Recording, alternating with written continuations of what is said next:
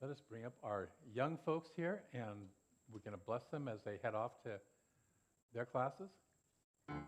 Y'all come on down now here.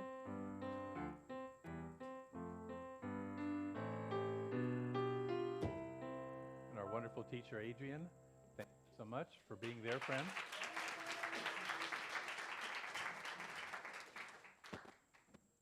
I just see we're doing.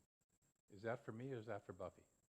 That is for Buffy. Okay, so we have a tradition of blessing our children that goes like this. We say to them, I praise you, I raise you in the name of love. So let's do that 3 times to our wonderful young people. I praise you, I raise you in the name of love. I praise you, I raise you in the name of love. And I praise you, and I raise you in the name of love. Thank you. Have a fun time. Adrian's going to play with home today, I believe, with the young people. We've got a couple people who are wearing red slippers today, but I won't give that away just yet. So welcome to everybody else. If you're here for the first time, very much welcome. If you're here for the second time, very much welcome. Good to see you. We have a special guest in the audience, so I'm going to embarrass by calling him just to stand up, and that's Corey Passon.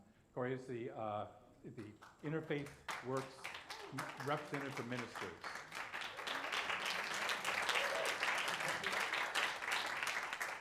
In his own community is CIC, which I forget the...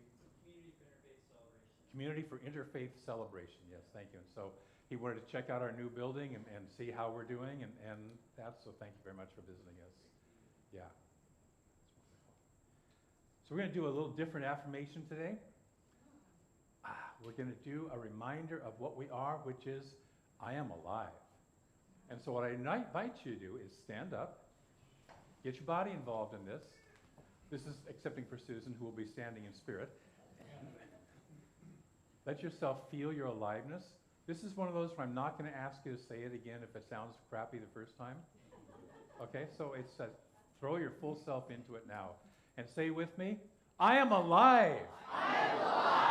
And I am happy to be alive. I am happy to be alive. And so it is. And so it is. And we have a practitioner to spread more happiness, and that is our wonderful Buffie Finkle. Have a seat. No microphone? Hello, hello, hello. There we are. Thumb on chin, microphone right there. Because you all want to know that. I have to fix this, it's crooked. As the practitioner, I will light the candle. And the candle is a metaphor for that light that is always us.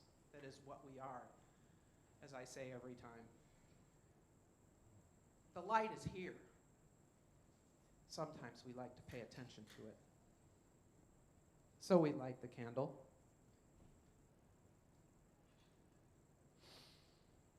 And then I'm going to pray. We'll do an affirmative prayer treatment. And then we'll pause for 2 minutes for you to go deep, as deep as you wish, wherever it takes you. And then Brent will bring us back into this room, Brent and Amy and Scott, with some glorious music.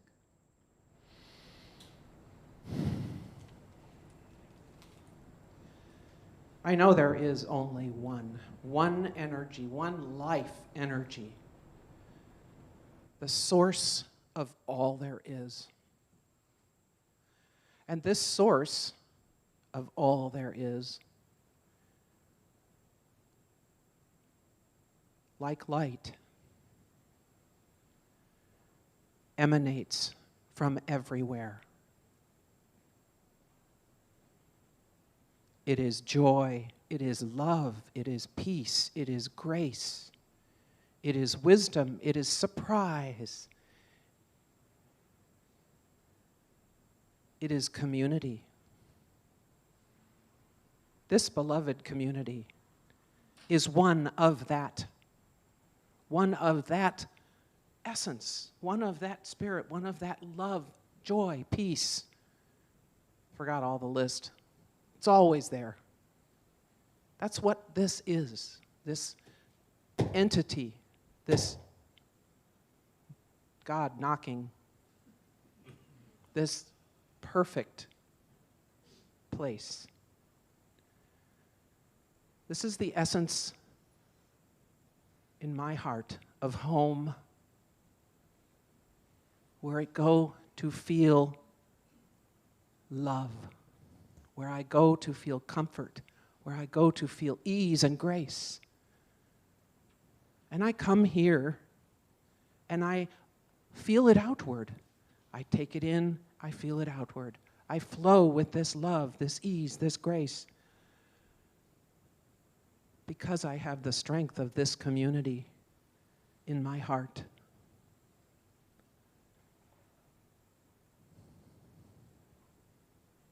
It's like blood in my veins.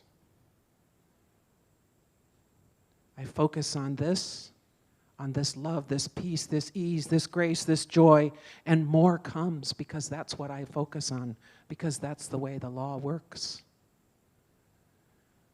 Today, I invite us each to focus on those qualities of home that fill you to overflowing. Let's fill the room with that love, overflowing in joy, in grace, in curiosity. What's next? Because it's gonna be good.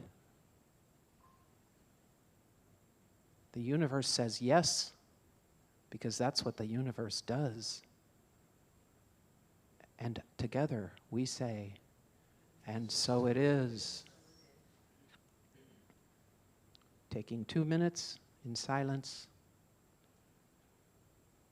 in gratitude.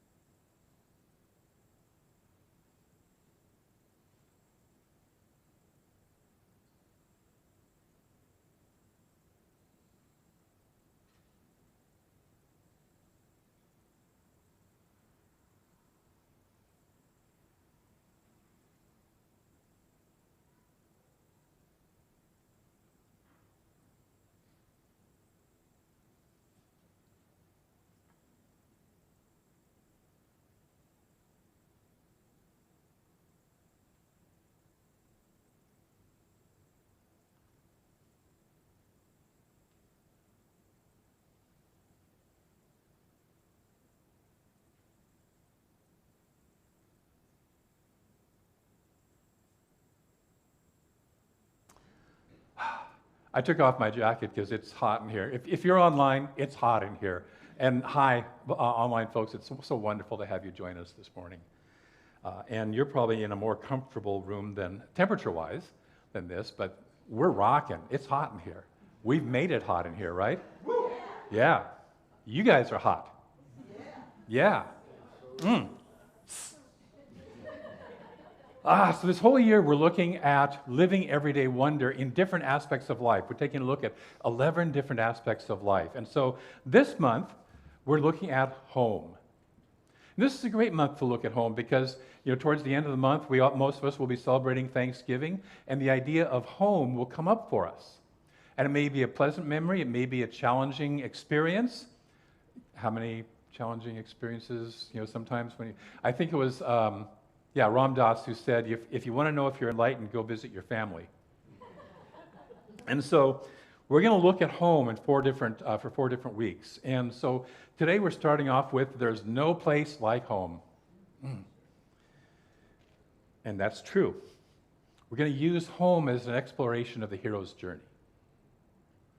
The journey in which we are all engaged, whether joyously and consciously, or kicking and screaming down the path of transformation,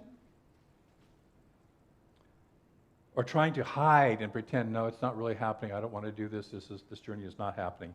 And the hero's journey always begins at home. Always begins at home. Not necessarily a physical location, but at that place of home within us that is calling us to expand. It begins where we are. We're all at home right now. Take a breath. And sometimes it can be a wonderful, loving, supportive home. Other times a tumultuous, dysfunctional prison or madhouse. And hopefully most of the time somewhere in between those two, right? And the thing about home is, it's home. We've seen people who come from dysfunctional families who still long for home. I came from a pretty dysfunctional household, and for years after I'd moved away, I would drive by the house that I grew up in. Nobody, from my family was living there anymore, but just there was something about trying to make peace with whatever had happened there. Okay? And so it's home. It's that place of comfort, even at the cost of great pain and suffering. It's the place we either want to go back and return to and enjoy, or the place we want to fix, to make the wrongs right, to heal the hurts. It can be a place of great security that we want to recreate in our lives. But as the old saying is, you can never go back into the womb. Despite Jesus' conversation with Nicodemus about being reborn again. But always we have to leave home. We have to leave home. The other evening I had a dream, and it was a dream about being inside of a womb, and I was decorating this womb. A womb with a view internally. I was making it look so nice, all the while another part of me knowing it was about to spit me out into a new life. And all that wonderful time decorating was going to be, I won't say for naught, because the decoration is part of the process. But I was moving on in whatever it is I'm moving on in. I think that dream came the night after I realized what I want my sabbatical to be about this year, which is not about what I told Buffie originally. Something different. We always have to leave home, which begins our individual hero's journey. The journey may begin with wanting to return home to the real or imagined safety and love and warmth. For others, it may begin by knowing we have to leave. We can't stay here anymore. We have to escape the pain and the craziness, or just we can't stay here anymore. And for still others, it's simply a knowing, a calling to step into a larger version of life. Most people, not you guys, most people in the world would rather live lives of quiet desperation, as Thoreau said 150 years ago, than truly accept life's invitation to the journey of expansion. And expansion is the nature of life. Life is expanding, whether we like it or not, right? The universe is expanding. We don't get a say-so. Oh, wait, universe, stop expanding. No. It's human nature. Our human nature prefers comfort to the discomfort of the journey. And when I say discomfort, I don't necessarily mean suffering or pain or that, just the discomfort of getting out of our comfort zone, of our what we all know, to move to something new. We prefer contentment over enlightenment. We prefer watching superhero movies instead of living as the hero within. Because each of us is a superhero. John O'Donoghue, an Irish poet and essayist, said, "The greatest friend of the soul is the unknown. The greatest friend of the soul is the unknown, which reminds me of a Michael Beckwithism, which is that a bad day for the ego is a good day for the soul. Remember that the next time you're having a bad day. He goes on to say, yet we are afraid of the unknown because it lies outside our vision and control. We avoid or quell it by filtering it through our protective barriers of domestication and control. But the normal way never leads home. Take that last sentence again. The normal way never leads home. This quote also reveals the nature of the human journey, or the hero's journey, which is moving from an immature or smaller idea of home into something greater. Moving from an idea of a home that is not usually of our own creation to a deeper understanding and establishment of our home, our authentic place of being, our authentic beingness. And this home is a calling of our soul. You all know this, or you wouldn't be sitting in this kind of a center. Right? This home is a calling of our soul, a calling to step out into our greatness, which our domestication has tried to convince us doesn't really exist, that we really aren't great. Who do you think you are? Others are great. Others are heroes, but not you. We're just ordinary, unremarkable folk doing unimportant, ordinary work. Take a breath. As the infinite oneness in form, we aren't and cannot be just ordinary. We are great. We are greatness itself, in form. Breathe that in. Let your cells melt in that. Many of us just got talked out of or domesticated out of our knowing of our greatness. If we read the hero's journey's myths, you'll notice that the heroes spend a lot of time kind of just doing ordinary things. They don't write so much about it in the book, but they travel, they sit and do nothing, they get stuck, they wander around, doing all sorts of unimportant things. In between challenges and triumphs. But the hero hopefully pays attention and stays awake. That's the difference between just going along and going along mindfully. Rabbi Chaim Stern wrote a wonderful poem that I've heard converted into a song, but I'm going to just do it as the poem because you don't want me singing. Days pass and the years vanish, and we walk sightless among miracles. God, fill our eyes with seeing and our minds with knowing. Let there be moments when your presence, like lightning, illumines the darkness in which we walk. Help us to see, wherever we gaze, that the bush burns unconsumed. And we, clay touched by God, will reach out for holiness and exclaim in wonder, how filled with awe is this place, and we did not know it.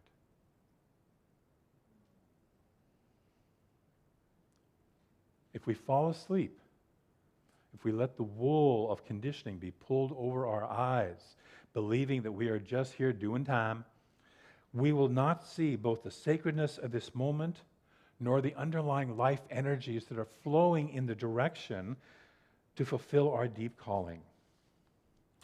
The true hero's journey takes a commitment to staying awake and deeply listening to our inner voice, our inner call.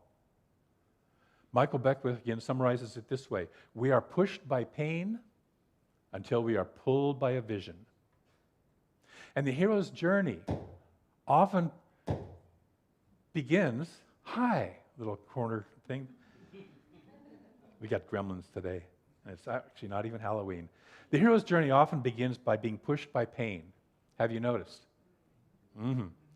It could be the pain of realizing how smothered and repressed our home life is. And home is not necessarily the place, it's the place where we are, the consciousness in which we are.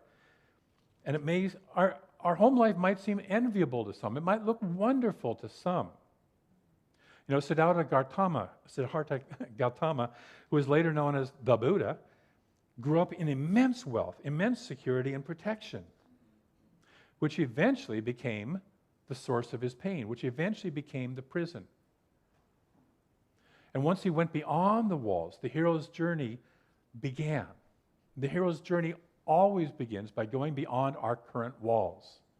Can we expand? Sometimes those walls are visible. Most of the time they're not. I had a friend who, actually a teacher, who used to work with prisoners, and he says, I love working with prisoners because they know they're in prison. They can see the bars. They can't pretend that they're not. But we're all in prison. And we're here to expand beyond that.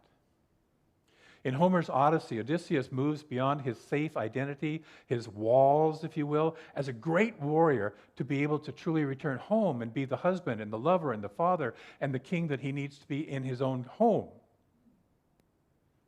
In case you haven't noticed, warriors don't make good partners at home. Yes? Okay. So we have to shift. And he had to shift. The hero's journey always involves a process of humbling, a process of defeats. Sorry to tell you that. But our ego has to be defeated in what it thinks is so in order for something else to grow.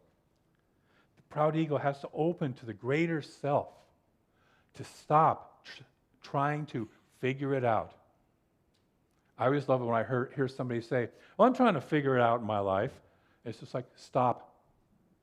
Stop trying to figure it out. If you could have, you already would have, right? And so you got to let go because something bigger than what you can figure out is trying to happen. So we have to stop trying to figure it out. We have to turn to a greater wisdom.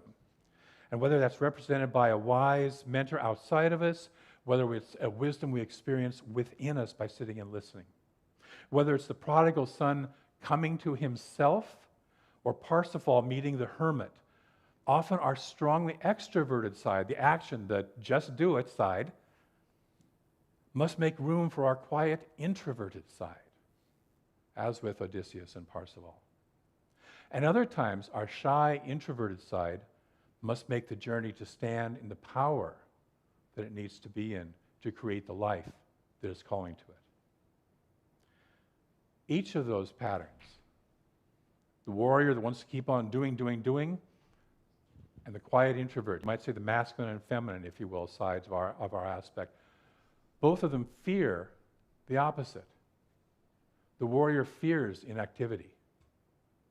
The quiet introvert fears standing up and being visible and out there. And so we have to move past those barriers. We have to move past those walls. We have to move past the thing that we fear most. William Butler Yeats says, genius, and I'm going to qualify genius in a minute, genius is a crisis that joins the buried self for moments to our daily mind. That joins our buried self for moments to our daily mind. And genius here he uses in the original meaning of the word, which is being in the company of a higher wisdom, of an attendant spirit. It's being in the care of the unseen. It's being in the care of spirit. And it often takes crisis to jar us loose from our habitual limiting ways. So when he says this genius, that inner wisdom, is when it wakes up, and most of us have experienced that at some time. We talk about, I want to get in touch with my inner self, and we get in touch with our inner self, and all of a sudden we're kicked out of whatever home we're in, right? It shifts. Genius is a crisis that joins the buried self, which is our imprisoned splendor, for certain moments to our daily mind. So we see how vast and how great we are.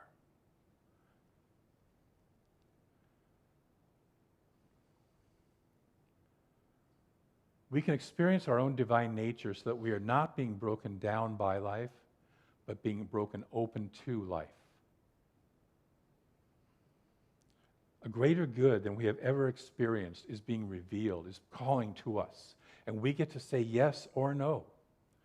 I usually find that no, the universe kind of keeps on moving us along. There's that old, do you listen to the whisper? Do you listen to the nudge? Or does it take the 2x4? Or for some of us, the Mack truck? before we listen. There's a greater good than we have ever experienced or imagined, a home beyond our original idea of home, our past idea of home.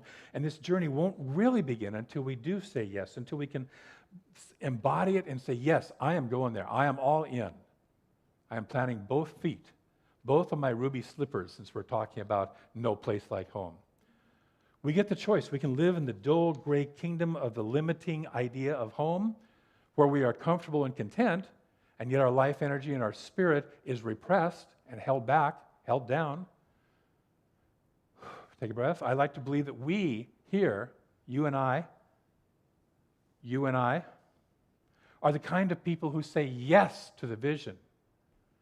And we are consciously on the hero's journey in our lives. We may be timidly stepping out the door. That's okay. The universe doesn't care if it's a timid step or a bold step, as long as it's a step. I always like to say, if you open the door a crack to the universe, it will rush in.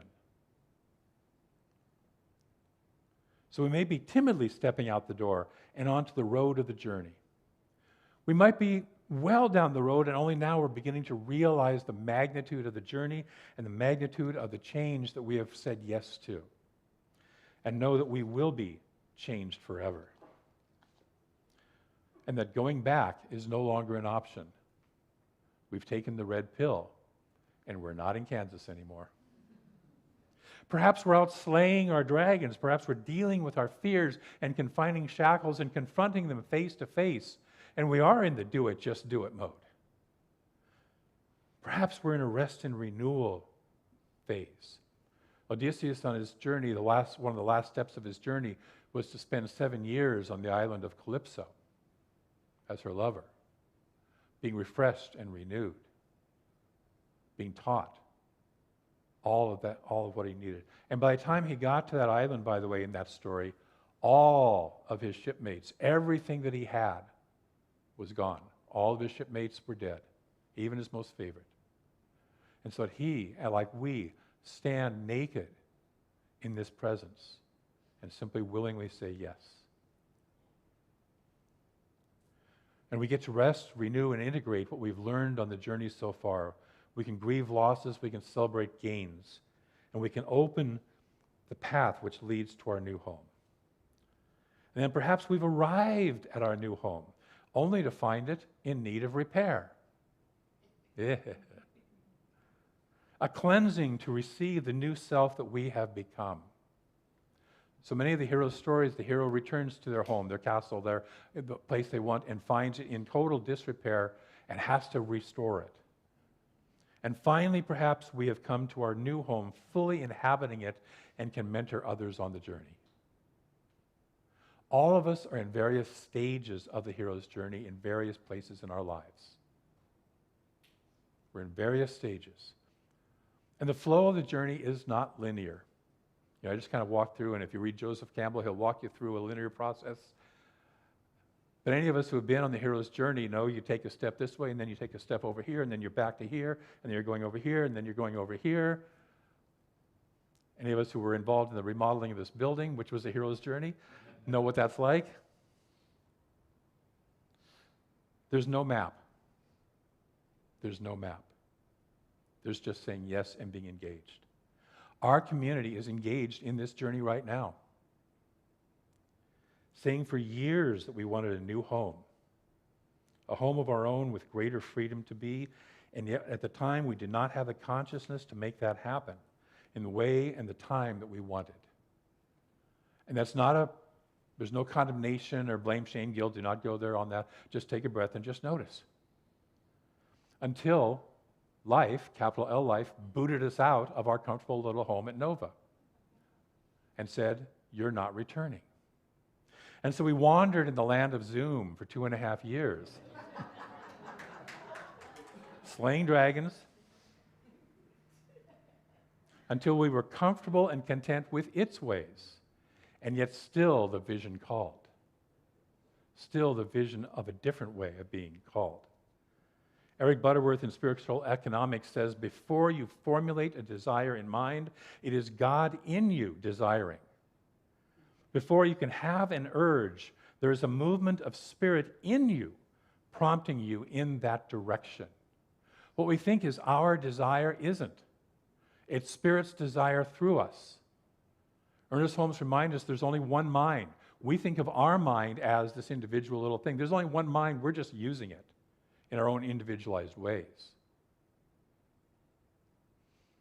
And since the universe doesn't provide the urge without the answer, the old blockages that we were experiencing broke.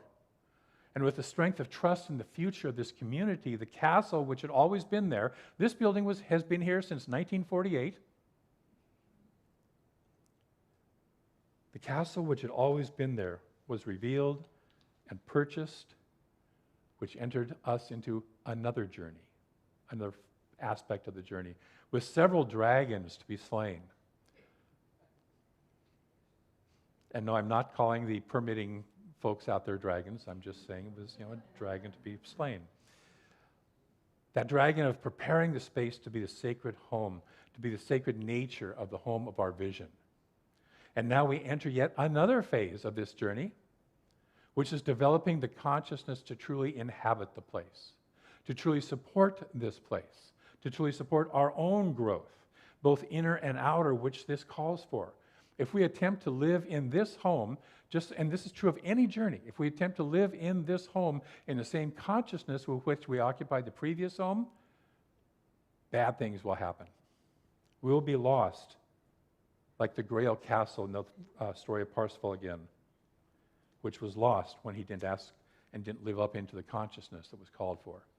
So we must each step into our own hero journey, into our own hero's nature. And each of us has that. Each of us is that. We must each commit to the journey of growth first within and then watching it show up in the outer. And this takes a deepening of our individual and collective spiritual practice and the facing of some of the limited thinking and fears that have haunted this community in the past. We have to face those without any blame, shame, or guilt, but simply with a clear focus on the highest vision of the Center for Spiritual Living, Olympia.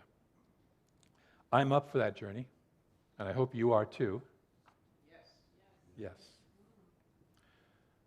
See, we can enjoy decorating the womb, but we must remember that this building is a womb birthing us into a new life.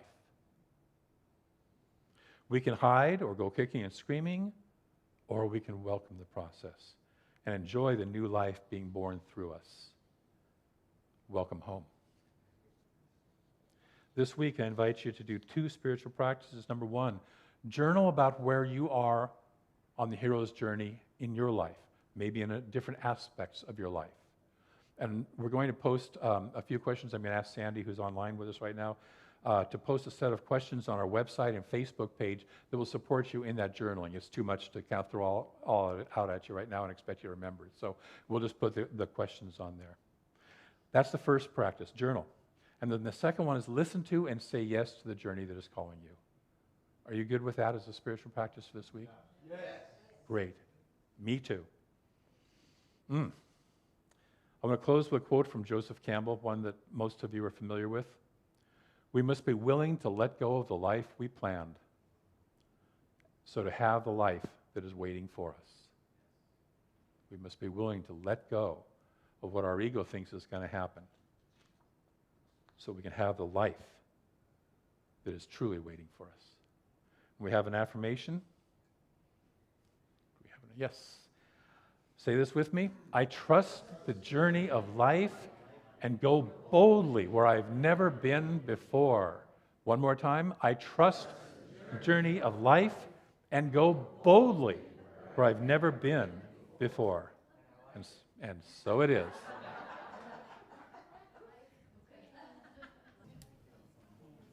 Are you our speaker?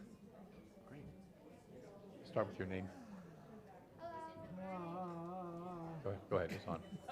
Hello, my name is Kira, and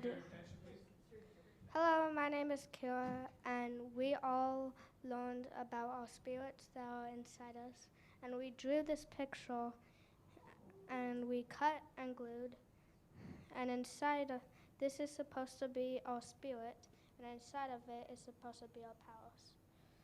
and the powers lead strength, love, awareness, happy, supportive, healthy, courage, kindness, friendly, and helpful.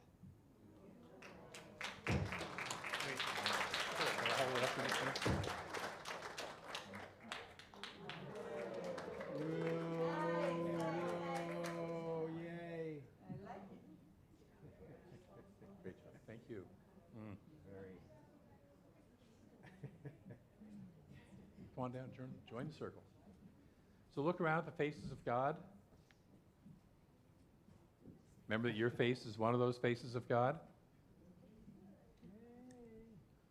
Look at the faces of heroes on our journey. Breathe that in. I go within and find that place where I remember the infinite presence, which is within and all around each of us. All of us, all of life. Mm-hmm. And it is that life itself. It is the love itself. God is not a being that is loving. God is love. It is the intelligence, the wisdom, the beauty, the power, the peace, the joy of all life. We breathe that in. We remember that we are one of that. We are always one of that. We can never be separate from it. We can forget it and act kind of strangely because we forget it. But we are never, ever, ever, ever separate from it.